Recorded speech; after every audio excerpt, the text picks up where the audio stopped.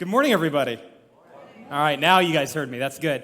So Andrew introduced me pretty succinctly. Most Sundays, I am hanging out with your kids right about over there. It is a great pleasure to do that. It is a lot of fun to do that. It's also a great honor to do that. I take that very, very seriously. A lot of people think it's maybe just running around or just playing with kids, but we teach your kids really, really important things that I'm hoping are things that they keep through their entire lives. So I'm not just...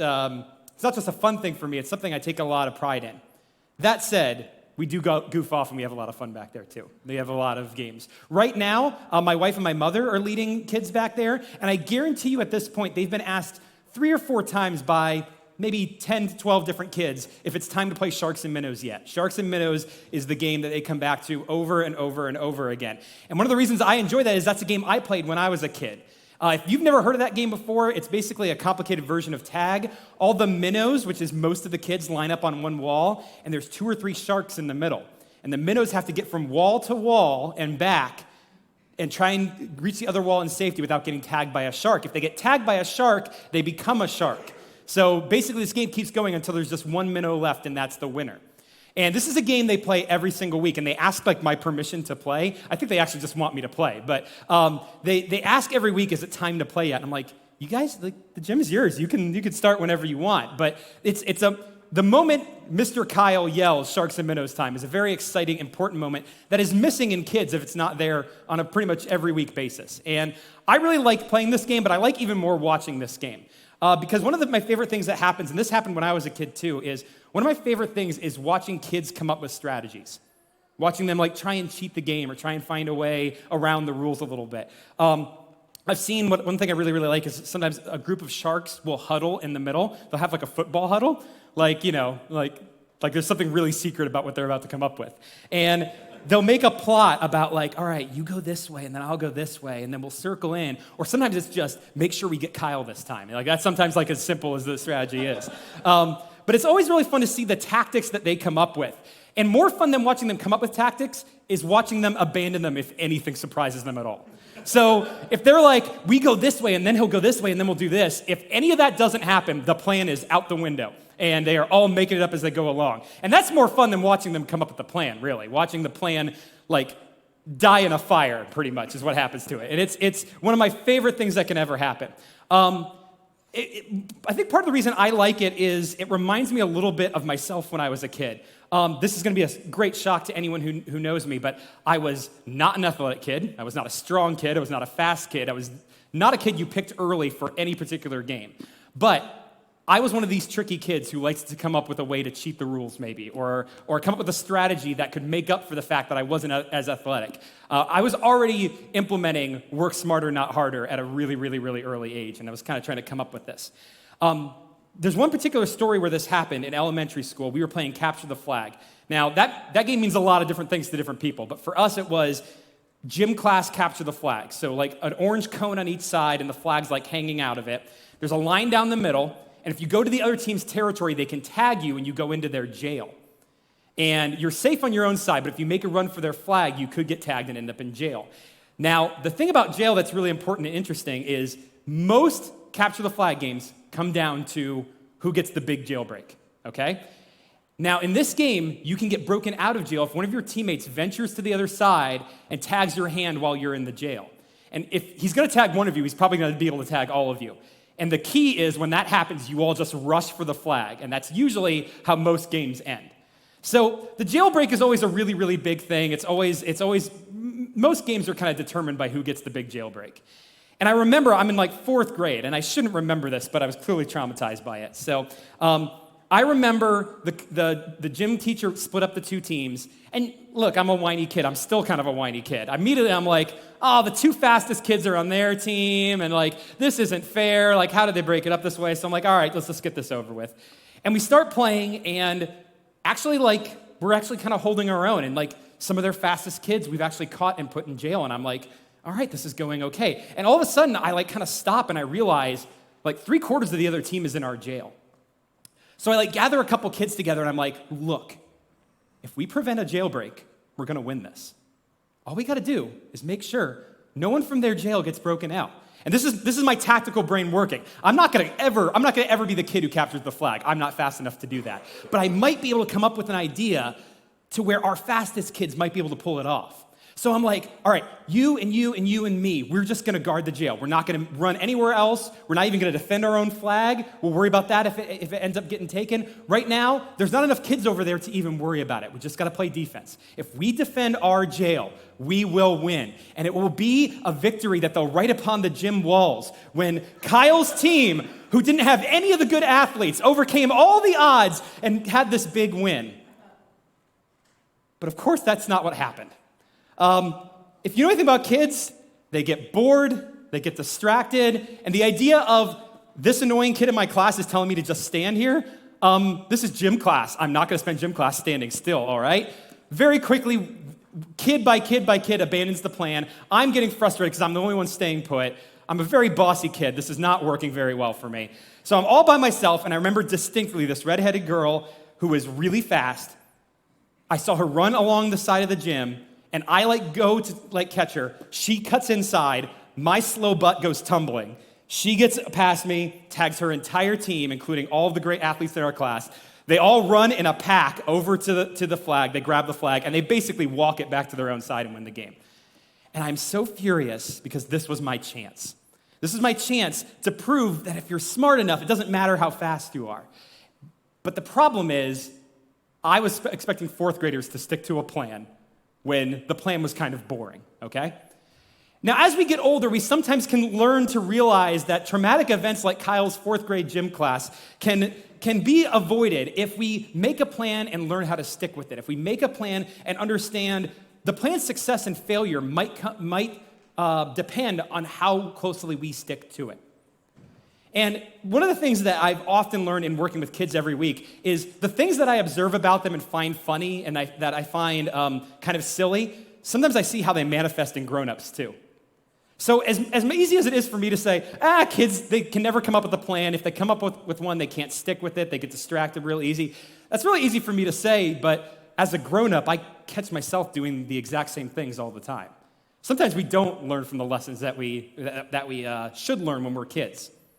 And one of the things that it was really important in this is the importance of a good plan and the importance of a good strategy.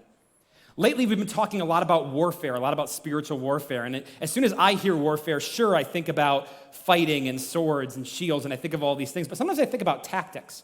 I think about how you implement a strategy and how you might overcome a disadvantage that you might have with good planning and with good movement and with good understanding where you're weak and using that weak to be a strength for yourself, understanding your opponent's weaknesses and taking advantage of those things. Having a plan and a strategy is as important in warfare as it is in anything else.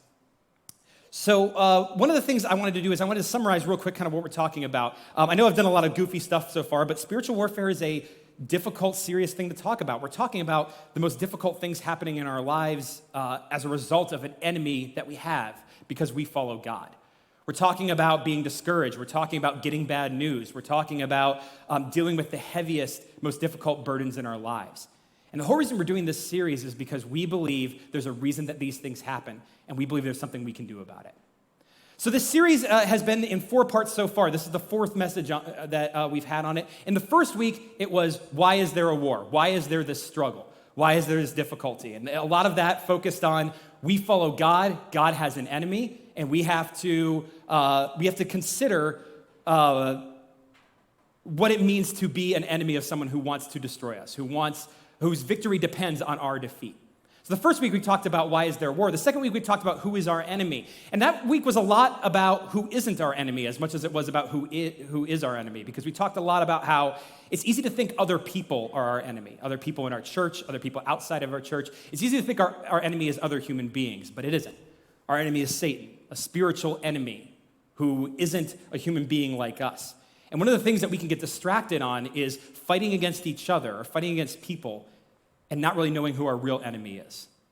And then last week really has a lot to do with what I was talking about, what I'm going to be talking about this week. Last week, Andrew talked a lot about what are our weapons? What are our weapons? And he went through the armor of God. In the first century, about 2,000 years ago, a guy named Paul, who was a church leader, wrote a series of letters to these churches to help them and encourage them, many of which were churches he founded himself. One of those letters was the letter to the church in Ephesians. That's where we're going to be today, and that's where we were last week when you guys were speaking with Andrew. And Andrew's message focused on Ephesians chapter 6. He focused on this armor of God. And one of the really interesting things from Andrew's sermon that really stuck out to me was, if you're wearing a suit of armor, each individual piece is great and important and can make a big difference. But Paul specifically says full armor of God. All of these pieces of armor work best when you've got all of them, when they can all kind of work together. That was a big message that he had. This week, what we're talking about, more than the armor itself, is how we're going to use that armor. More than the weapons themselves, how are we going to use those weapons? So the questions that we've had week by week: why is there war? Who is our enemy? What are our weapons? And finally, this week, we're going to talk about how do we fight?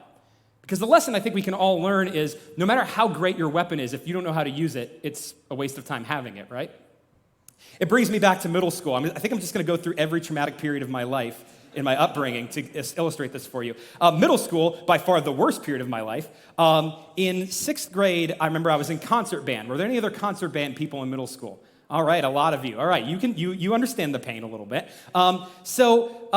In concert band, you start out by playing recorders or something. You play like the most shrill, annoying instrument ever invented, and you're all just like blowing these terrible instruments as hard as you can, making the most annoying noises. But then you graduate in concert band. You graduate to your actual instruments that you're going to be playing, all right?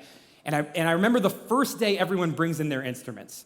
They've ordered them online, or they got them from the local band store, or it's been passed down from an older sibling or a family member, and everyone brings in their instruments for the first time, and they're shiny and they're cool, and people don't all have the same like little recorder. It's a really big moment, the first day of actual instruments in concert band.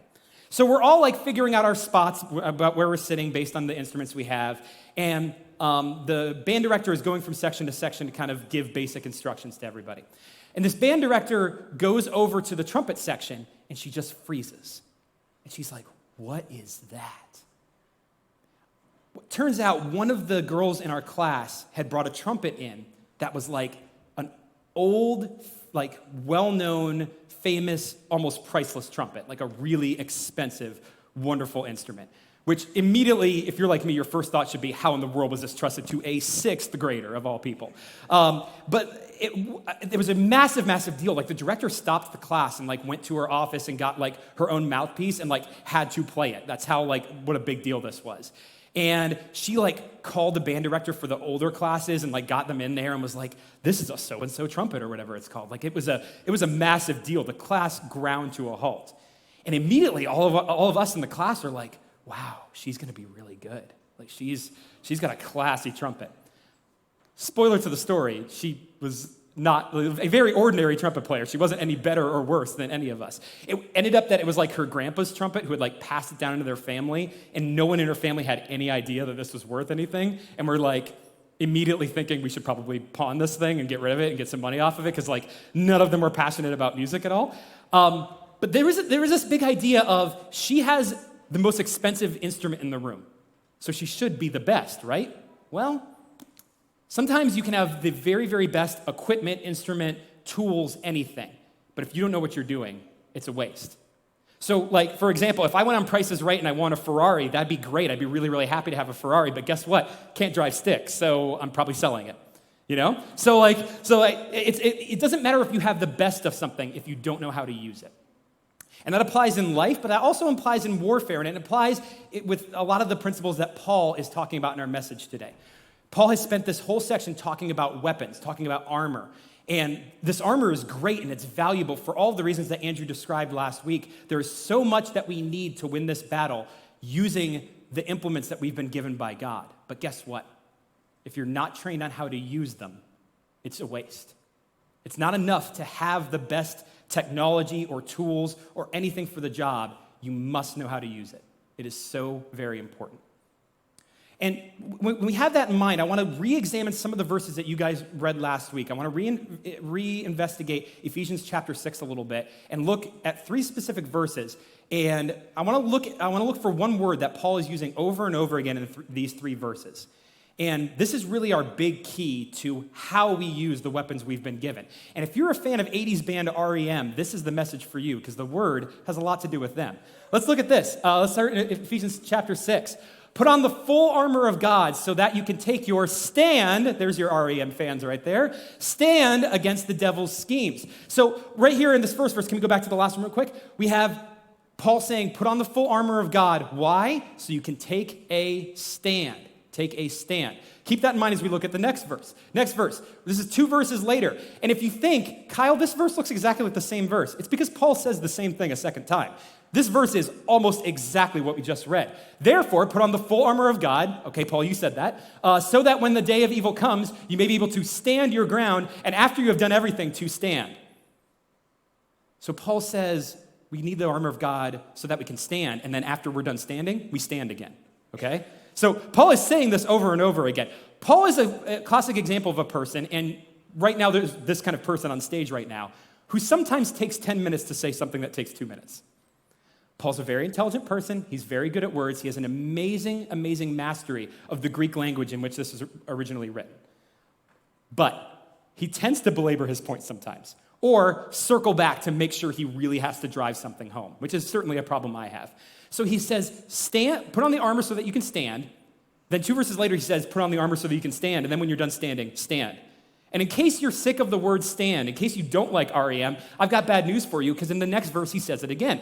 Ephesians chapter 6, verses 14. Just in case he hasn't driven this point home, stand firm then with the belt of truth buckled around your waist. Stand, stand, stand, stand. In these 3 verses, he says it 4 times. This is crucial to how Paul thinks we should be using these tools. Again, we've talked about just a second ago. You can have all the tools and weapons you want. You can have the perfect tools and weapons. You can have your first pick of the technological advantage that you can have. It is all worth it if you don't stand. The question I had at the very beginning of this message, each week we've been answering a question. This week's question is, how do we fight? How do we fight? We stand. Very, very simple. Let's keep this right where Paul kept it. We stand, we stand, we stand. Now, if you're like me, you might think, well, that's kind of boring. This is spiritual warfare, right? Like, I'm thinking Braveheart. I want to, like, William Wallace charge into a battlefield with my sword on fire and chop down people in the middle. Like, that sounds like what I want to do. I don't want to stand. I've got a standing desk at home. I can stand whenever I want. I don't want to just stand around. Sometimes standing can sound a little bit passive. Sometimes standing can sound like we're just waiting around for someone to show up. Sometimes standing sounds like it's a capture the flag game when you're a kid and you're just waiting for people to try and break their friends out of jail. It can get boring. You can end up abandoning it. Well, one of the really important things to understand about the word stand and the way Paul is using it here is that while stand might be a defensive word, it is not a passive word. There's an important amount of activity and focus that you have to pull off the kind of stand that Paul is talking about. Now, to understand what Paul is talking about, I need to kind of educate you guys on warfare a little bit. The kind of warfare Paul would have been talking about and that his audience would have recognized when he talked about it. So to do that, I need 2 volunteers to come up and help me real quick. I've picked them earlier, so you don't have to raise your hands. You've already lost, so sorry. So we need to talk about warfare a little bit. And I'm about to share with you what is probably the most dominant warfare tactic in human history, okay? We have pictures of people who implemented this tactic in 3000 BC, and people were still using this in some capacity all the way to whatever you consider the gunpowder age, which is different depending on whatever era you are. In other words, for the better part of 4,500 years, this was used in some capacity. And this tactic is called the phalanx, okay? The phalanx. Phalanx is a fancy word. It means log. Log is just like a line, basically. And we're going to talk through it. On the left, you see Roman shields. On the right, you see Greek shields. On the right were the kind of shields that they were using, but what I don't like about this right picture is you see they have little hoods on. They only did that when they knew arrows were coming in. So I wanted this one to kind of show you the formation that we're going to be imitating here in a second. This one to show you the kind of shields that they had. So the phalanx, the really important part of the phalanx is we have a line of maybe 10 to 20 people. It could be wider, it could be shorter, depending on our numbers. And a really important thing that starts is left foot forward, right foot back, okay? If I stand like this and you push me, even if I do this isn't a great stabilizer. This is a great stabilizer because then I can push back on this foot. The other advantage of this posture is Are we all right-handed? Okay, good. That makes this easier. All right. So your weapon's in your right hand. This is the same way where, like, your stronger hand, like in baseball, you catch with your weaker hand, you throw with your stronger hand. There's one hand you want your best muscle behind, and there's the other hand where that's not quite as important. So we would all put our hand behind us if we had a sword, or if it's like a spear, we'd hold it like this. We'd hold it kind of sideways. But we're doing swords for the sake of this, because swords are fun, and swords are in this verse, so that's what we're doing. Now, more important than our sword hand is actually our shield hand. We would hold our shields like this, okay? So it would be somewhat like this. Now, I'm going to need you guys to pack in close to me. We're going to have to get real friendly here, which is a bad idea because he's more handsomer than me and he's more handsomer than me. So it doesn't really look as good for me in the middle between two such good-looking guys. But, all right, so it would be about like this. Actually, I know I just said this. Take an inch out. Perfect. All right, great. So this is how this would kind of work. We would stand like this. Phalanx means log, literally in Greek. But what phalanx really means throughout history is a shield wall, okay? Our three shields become one big shield when we hold them like this. Now, Andrew described shields, stay where you guys are. Andrew described shields a little bit last week, pretty well, actually. 2 feet wide and about 4 feet tall, looking very much like the Roman ones on the left. Greek and even into Israel, you had like more circular shields, but Rome was running the place at this point, so it looks a lot more like this one on the left over here.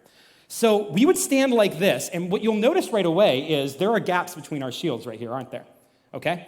That is actually on purpose because we need two things. One, we need a place for our spears or swords to go. We need like a gap in between that.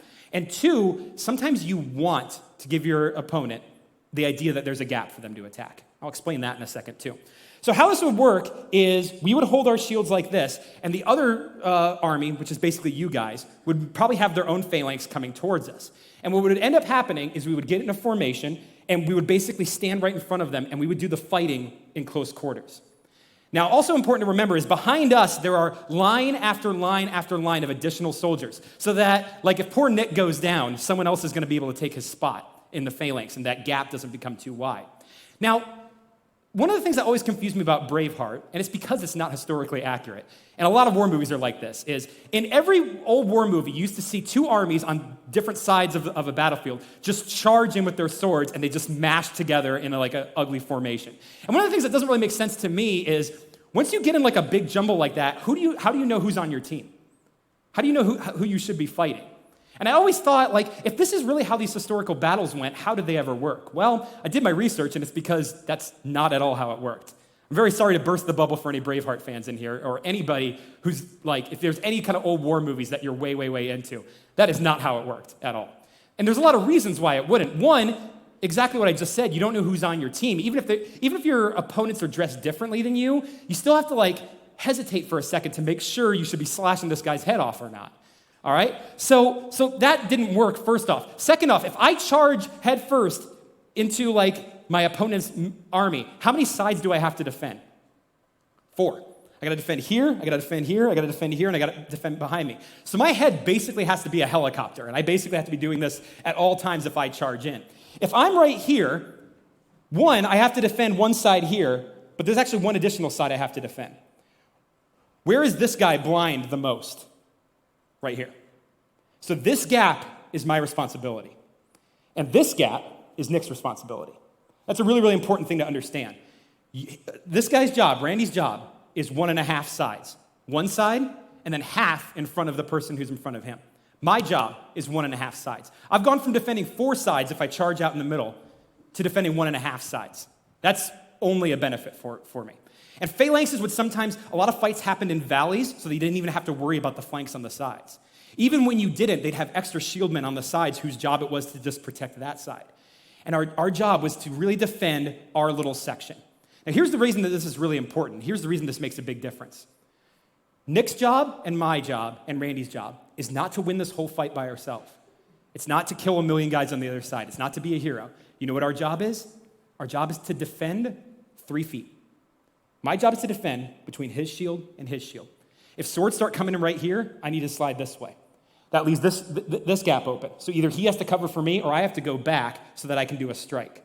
And one of the best things about when two phalanx formations run into each other is, let's say they really, really want to attack right here. They think Randy looks weak. He's the shortest out of the 3 of us. I'm sorry, Randy, so they probably think you're weak. You're handsome, but you're shorter than me. I'm sorry. So they go for this gap. So my job is to shut the sliding door to keep them out. Now, if they're fighting right here, Nick has an opportunity. Because if their shields and swords have come right here, they're a little vulnerable. So he can step just a step out, not to break the formation, but then he has a chance to slice at their sides if they've really attacked this gap. Now, he's not going to go all the way out, but he has an opportunity at that point. So right back in. So this idea of the phalanx is that when you hear the word phalanx, think shield wall. That's the really, really important part of this. And this blind side part of it, that's a really, really significant part too. And if you don't believe me, the one part of the phalanx that does stick around to today is in football, actually. If you think about football, we're standing pretty similar to how a right-handed quarterback is going to stand. And where is a right-handed quarterback most vulnerable? The left side.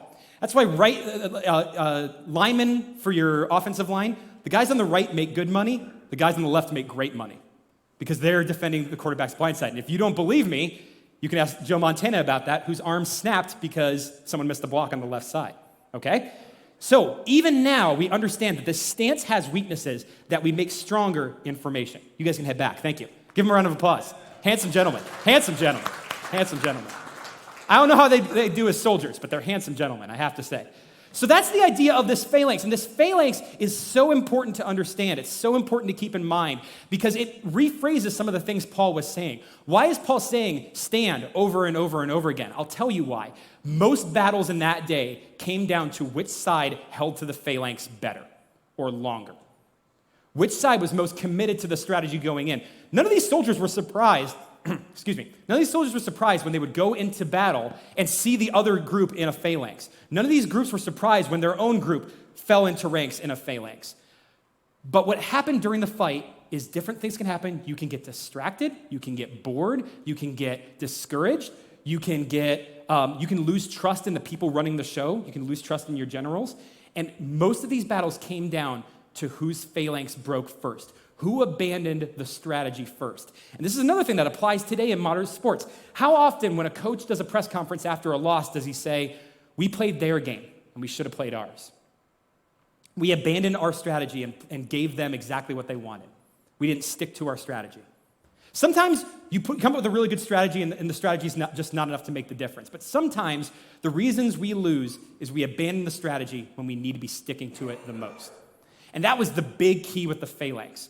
So the big message I have for you, the big thing that I think Paul is saying when he says to stand is not anything super complicated. It really just comes down to defend your 3 feet. Defend your 3 feet. Your job is not to go out and win the whole war by yourself. Your job is not to go out there and slay every soldier on the other side. Your job is not even to be the hero of the battle. Your job is to defend your 3 feet. I had a pastor in college, I went to a Bible college, who talked about this all the time. And he'd actually ask students, how are you defending your 3 feet? And that was his way of saying, we're not expecting you to conquer the world. We're not expecting you to overcome all the difficulties in the world. You can do that as a team and as a group, but right now, how's your 3 feet going? And that was his way of saying, how is your individual fight on a day-to-day basis? How are your struggles going? What's really bothering you right now? And are you doing your part to hold the line? Now, for a lot of us who might kind of want the heroic glory of a Braveheart, this might be kind of discouraging, like standing still and just slashing when you see a little weakness and, for a long time, that sounds discouraging. That doesn't sound fun either. But I want to challenge you on this a little bit. Sometimes when you see a big, insurmountable goal, the best thing you can do is to figure out what step 1 is. The old adage is, what's the best way to eat an elephant? 1 bite at a time. If you look at the whole elephant, if you look at the whole evil army, if you look at the whole thing that you need to overcome, you might get too discouraged to even try. I was like this as a kid. Were you ever, this is for the non-athletes out there, if you ever in a foot race with other kids and you start running and then immediately it's abundantly clear you're not winning, do you ever stop and just walk the rest of the way? That's what I would do.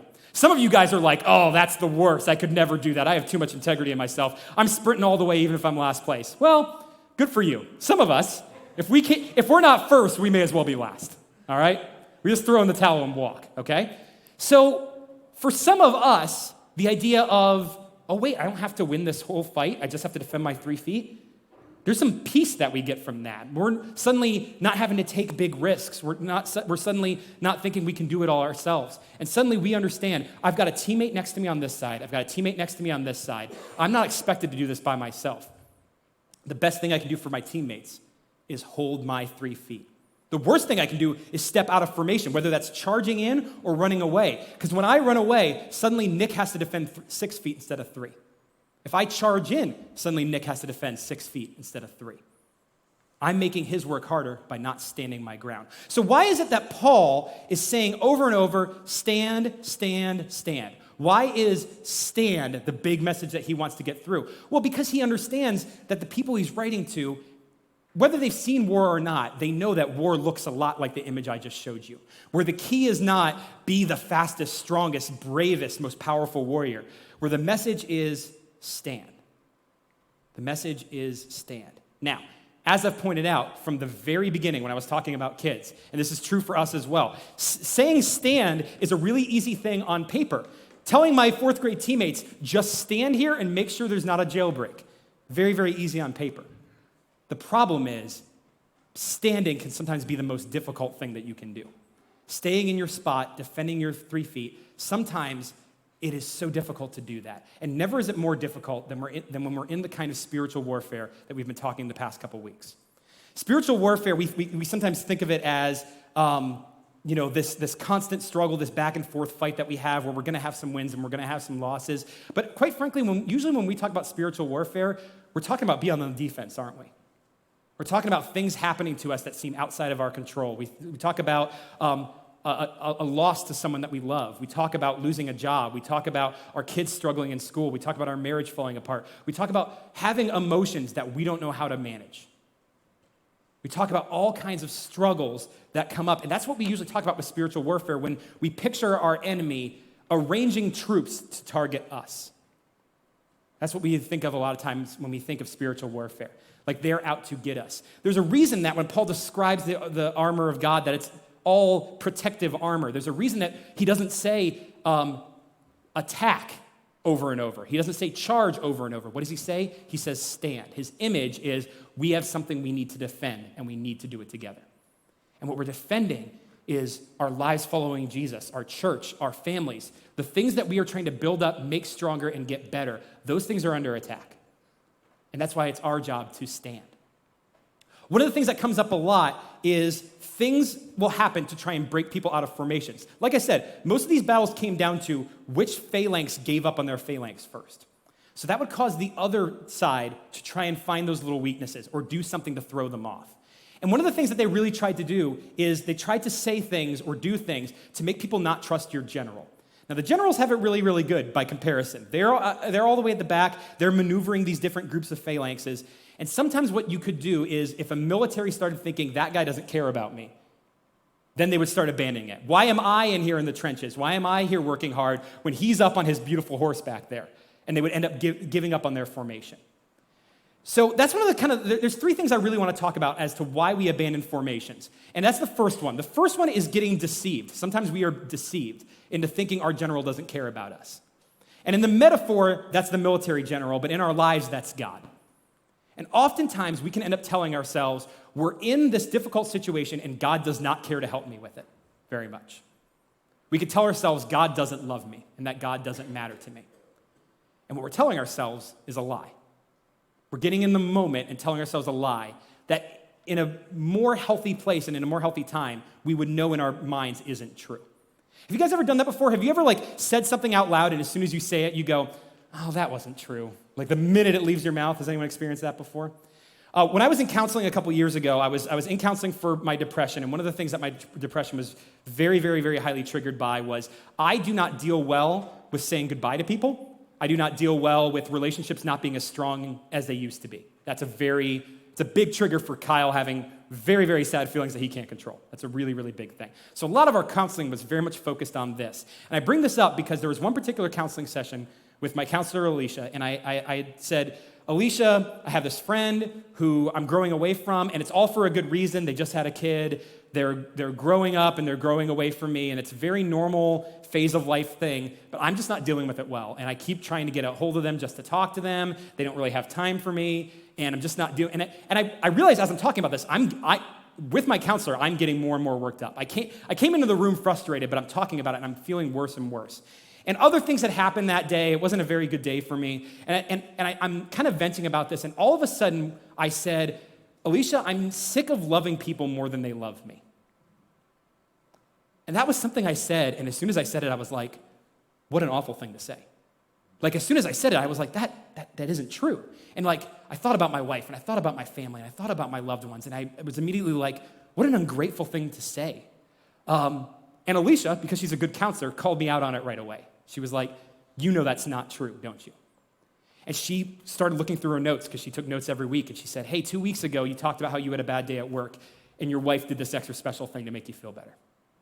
3 weeks ago, you told me a story about how there was a supervisor at work who, after you made a mistake, stayed with you long after work to help you fix it. And she had other stories like that to remind me, look, in the moment when you're emotional, when you're upset, you say things that you know aren't true. You say things that you know are lies.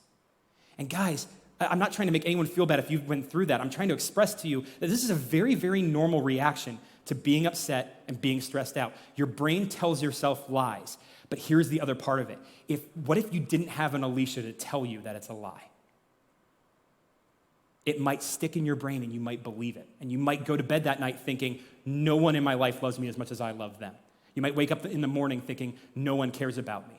You might, on a particularly bad day, go to bed one night and think, God doesn't love me, God doesn't care about me. You might go to bed and wake up, and by the time you wake up, that thought is imprinted on your brain, and you move on with your day thinking, God doesn't love me or care about me.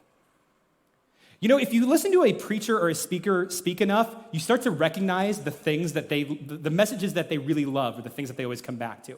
And Pastor Andrew has something he always comes back to over and over again that has always helped me. And it's when he recognizes these lies, he points out how important it is to remember the things God has promised us. It's something that I've heard over and over again, and it's something I need to hear because I struggle with the things I know aren't true in the moment. I need to be reminded of that. Even not that long ago, I was kind of stressed out about something. I talked to Andrew about it, and Andrew was so quick to say, remember what God has promised us. Remember what God has done for us. So remember I said I had 3 things that can make us break our ranks. The first one is being deceived. And the key to remembering, the key to not being deceived is remembering the fundamentals. Remembering the fundamentals. Have you ever, when you were in a college class, you get down to finals time, and you know there are questions from the very beginning of the class, and you're like, I don't remember any of that stuff. And you have to, go back and refresh. And those things are, the basics of whatever the class is about. Those things are, really, really rudimentary. But sometimes you lose the basics when you're focused on the advanced stuff. Sometimes your head is so much in the 104, 105 that you forget the 101, right? Has anyone experienced that before? You forget the stuff at the beginning? Guys, our faith is like that. When you first came to believe in Jesus, when your relationship with him first started, probably you didn't know much besides Jesus loves me, he died on the cross for me, he rose 3 days later, that's his promise for me too. Maybe not even that. Maybe that's too much. But at the beginning of our lives, maybe the first thing we just know is that God loves me. Maybe that's where it all begins for us. But here's the thing. When you go to church every week, or when you're struggling in your faith every week, and you get further and further, and you rightfully start learning 103, 104, 105 stuff, sometimes the 101 stuff is the first stuff you tell yourself a lie about. So if the first thing we ever know when we get to know God is God loves me, that might be the very first thing that is under attack by our enemy. Why? Because if you pull out the thing at the bottom, the whole tower falls down. So maybe that's why that's a target for him. So it is so important that when we feel deceived, when we recognize the lies that we have, that 1, we say it out loud to somebody, and I'll come back to that in a second, but 2, that we remember our fundamentals. Now, those fundamentals, what are those fundamentals? Well, I just kind of expressed some of it, but I want to use this as an opportunity to say again what I always say up here, which is when I work with the kids in City North Kids, we have a new lesson every week. Sometimes it's about anger. Sometimes it's about telling the truth. Sometimes it's about what do you do when you have negative feelings. We talk about all kinds of things back there. And we have a lesson of the week, but even more than a lesson of the week, we have one thing we learn every single week. And that's something we abbreviate to the ABCs. You can't get more fundamental than ABC. And we do that because my belief is no matter what they learn on a weekly basis, there's one thing I want them to learn every week. No matter what they learn in their entire 5 to 6 years in City North Kids, there's one thing more than anything else I want them to remember, and that's the ABCs. And the ABCs are the fundamental basic building blocks of following Jesus. A is for admit that you've made mistakes, admit that you've done wrong. B is for believe that Jesus Christ died on the cross for our sins and rose 3 days later, promising us that we'll do the same if C is choose to follow him, if we live our lives for him, if we choose him, if we follow him. Those ABCs are the most basic building blocks of building your faith. Everything else is built on top of those three things. Don't get me wrong. My message this week, it's about spiritual warfare. It's about taking a stand. All those things are really, really important, but I'll be honest with you. I'm okay with you forgetting everything else I say if you remember the ABC part, because that's the stuff everything else builds on top of. It doesn't make the rest of what I'm saying not important. I think it's really, really valuable. But for every single person in here, for every single kid in the gym over there, I hope if they only take one thing away from today, I hope they take away the ABC basics of admit you've done wrong, believe in what Jesus did for you, and choose to follow him. And I say that now because I believe when you're under spiritual warfare, when you find things difficult, and when Paul's verse calls us to stand, what he's really saying is, don't try and win this whole fight by yourself. Don't try and do something complicated. Get back to your 3 feet. And your 3 feet, your basics, your fundamentals, is everything that we abbreviate in A, B, C. Now, the second part of that part, and this part's important too, if that's building block number 1, building block number 2 is getting help. Building block number 2 is talking to somebody about it. I might have let that lie imprint on my brain if I wasn't talking to someone about it in the moment. Maybe not. Maybe I would have figured that out on my own. I kind of knew it was a lie when I first said it, but you never know how your brain works in a certain moment. I believe that every single person benefits from counseling. I believe in that. I'm passionate about that. I say it all the time. Andrew says it all the time. I think it is so important. Do you know the reasons that Andrew and I are so passionate about saying it from here? It's because when we were growing up, churches were really afraid to endorse counseling. They were really afraid of it. I heard a pastor, I'm not lying to you, I heard a pastor say, people go to counseling when they don't trust God enough. And I hate that, guys. I've been living my life trying to undo that for everybody I hear. I do not believe counseling is the opponent of the church. I believe counseling is a teammate of the church to help us get to the bottom of what is really bothering us, the emotions that we have that we don't know how to deal with, the difficulties that we have that we don't know how to deal with. My life is in a better place because I went to counseling. Again, 1A is get your life right with God. I believe that that's super important. But guys, 1B is get yourself the help that you need. Talk to the person that you need help with. And not every counselor is perfect. I'm not saying just stick with the first one you get to. Find someone that you interact with. Find someone that you have chemistry with. It might take switching a couple times, but you got to find somebody because I believe it turns lives around. And I believe that because I've seen it. And I believe that because I'm living it. That first thing, and I'm spending more time on the first one than the other two. If you think, man, that was point number 1 and he's going to still be going, don't worry, that's the longest one. That first one, we can be deceived. How do we combat that? Return to fundamentals, get help, talk to somebody. How do you eat an elephant? You eat it one bite at a time. Bite 1 is get God in your life. Bite 2 is get the help that you need.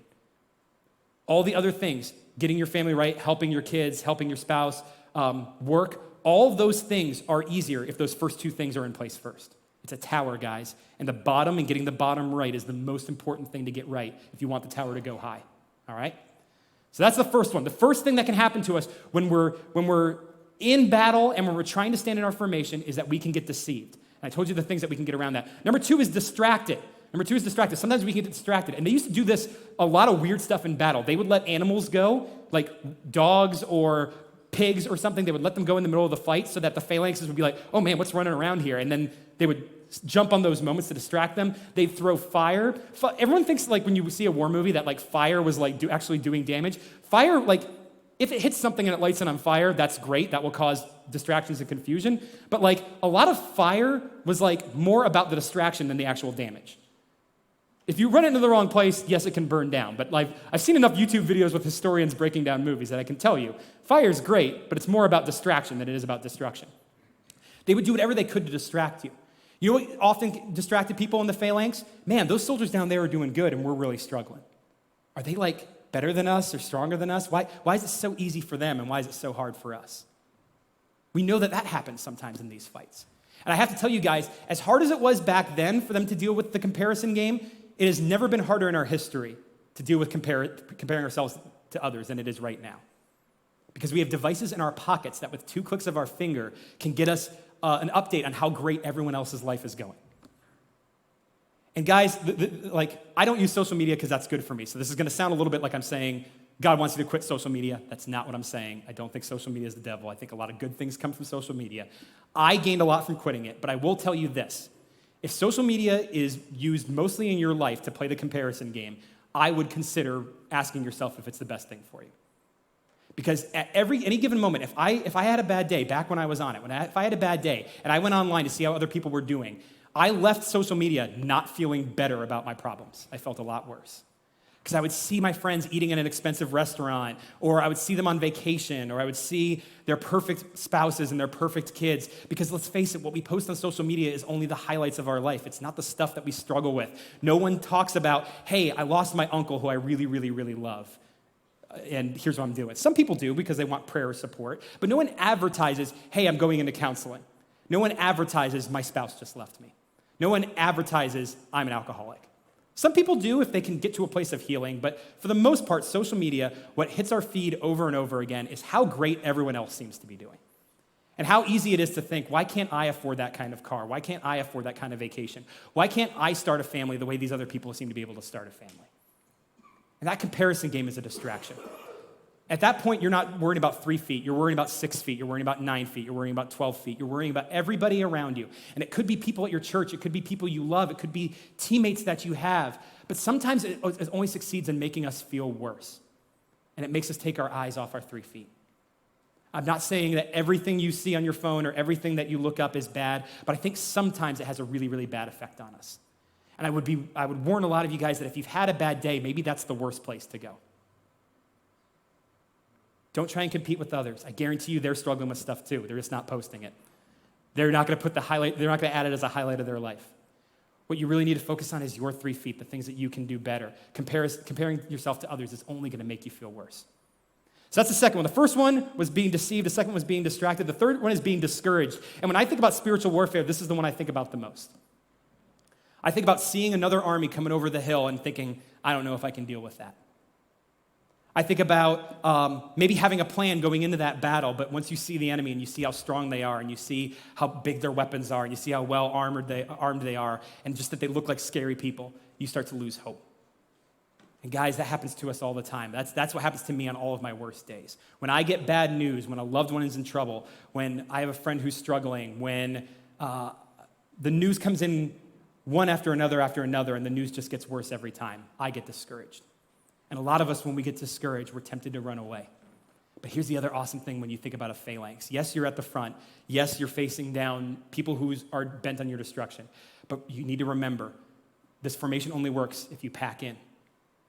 Your formation only works if you're there with others, if you're not by yourself. Remember that the worst thing you can do when you're in a phalanx is charge in and be all by yourself, because then you're defending 4 sides instead of 1.5. The worst thing you can do is put yourself all alone. Guys, we make some of our worst decisions when we're all by ourselves. That's why it's so important to ask for help. That's why it's so important to have a support group. That's why it's so important to not feel like you have to do all of this on your own. Soldiers who think that they have to win the whole fight on their own forget that their job is just to stick to those 3 feet, that their job is just to stand the way Paul has advised us to, that their job is just to guard between his shield and his shield, to eat that elephant one bite at a time. It's so easy to get discouraged. It's so easy to lose hope. It's so easy to think our general doesn't have any idea what he's doing. And that's when we need to remind ourselves that we're not doing this alone. Guys, a lot of people think that following Jesus is something you do all by yourself, that it's an individual sport. Guys, following Jesus is a team sport. We're in this together. Phalanxes don't work when it's just one guy with a shield, does it? Phalanxes work because we're all sticking together and we all work together. Ask for help. Ask for help from your church family. Ask for your help from your actual family. Ask for help from anyone in your life that you trust. Ask for help in counseling. Ask for help from someone you haven't talked to in a long time. Ask for help from someone that you know has dealt with the same problem that you're dealing with. Ask for help. No military conflict back then was won by one guy. It was won by people who stuck to the plan. The more you separate from each other, the more you give the enemy gaps to fight in between. The more you pack in, the less gaps you give them. Following Jesus is a team sport. It's not meant to do it by yourselves. There's plenty you do have to do by yourself. Your prayer is between you and God. When you read the Bible, there's no one over your shoulder. Sometimes there is, and that makes it easier, but a lot of people, no one's going to make you read the Bible or not. No one's going to make you make the right decision at work that you know God wants you to make. No one's going to make you make all of the decisions in your life that you know God expects more from when it comes to you. No one's going to force you guys to do that, and it becomes really, really difficult if you try and do it all on your own. Following Jesus is a team sport. We need each other. We're not as good alone as we are together. I want that to really sink into everyone here, because I think that's something that is sometimes really difficult. Sometimes we come to church and we think, all right, I'll attend because I need something, but there's no way I can make this place better. I want to tell everybody in this room, City North Church is better because you're here. And that applies to every single one of you. There's a lot of people out here that I don't know, because a lot of times I'm in kids. I don't meet everybody out here. But I want you to know, even if I haven't met you, I guarantee you our team is stronger with you in it. And you might think, well, Kyle, you don't know how messed up I am. You know the terrible mistakes I made. You don't know that just yesterday I made a terrible, terrible decision. I kicked the dog. I yelled at my wife. I went back to that substance that I know I shouldn't be doing. You might think I'm useless and I'm not important and God has nothing good to do with me. I got news for you. Our team is better with you in it. God wants you in the phalanx. God wants you defending your 3 feet. And our team is better because you are uniquely designed with things that you're good at that no one else in this room is good at. And our team is stronger with you in it. Our phalanx is stronger with you in it. We need every single one of us to accomplish the things that we need to in this world. Guys, it's really easy to look at spiritual warfare and think it's just too much. It is too much if you're all on your own. If you recruit God, or if you let God recruit you, that's a better way to say it. If you let God recruit you, if you start looking around at your fellow teammates and saying, I'm defending my 3 feet, can you defend my blind side? When you start asking people those things, that's when real differences can be made. That's when we can win this battle. This battle comes down to who breaks formation first. It's not going to be us, guys. I think that's so important. I think it's so important for us to remember. We win this battle if we stand the way Paul instructed. We win this battle if we win our 3 feet. Win your 3 feet. And let's all win each of our 3 feet together, and we win this battle. Now that 3 feet, like I said, it comes down to a lot of things, but one of the things it comes down to is remembering our fundamentals, and that's what I want to close with today. I want to do what we do every week. I want to pray through those fundamentals. And if you've never made a decision to follow Jesus Christ, I hope that this week is the week that you do. We're all going to pray out loud, and everybody here can pray, just repeat after me. And even if you've been here a really, really long time, even if you've prayed this prayer a million times, it doesn't hurt to pray it again, right? Because the whole point I'm talking about, return to your fundamentals. So if you've prayed this a million times, I hope you pray it out loud with me again. And if you are praying this for your first time, you're not going to stand out. Your voice isn't going to stand out because we're all going to be praying together. I hope that you'll make this decision. So let's go to prayer.